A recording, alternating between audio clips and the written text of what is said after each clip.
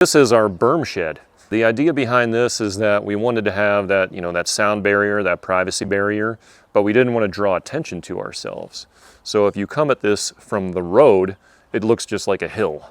But obviously on the inside, this is all our storage space. So we have everything from, rocket mass heater stuff. We have scrap lumber here. We have our e-bike stored here, our recycling bin.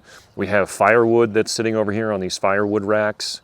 We store everything for vehicles down here other than fuel. So we're not going to store any like diesel or gasoline on site. That's just not a good idea. but a bottle jack or a lift so we can change out the snow tires and stuff like that. We'll keep all that stuff stored over here. A lot of our building materials are stored here. If we're doing any earthworks, we have buckets, we have gravel, we have sifters, but you can't see that from the road, and that's the point.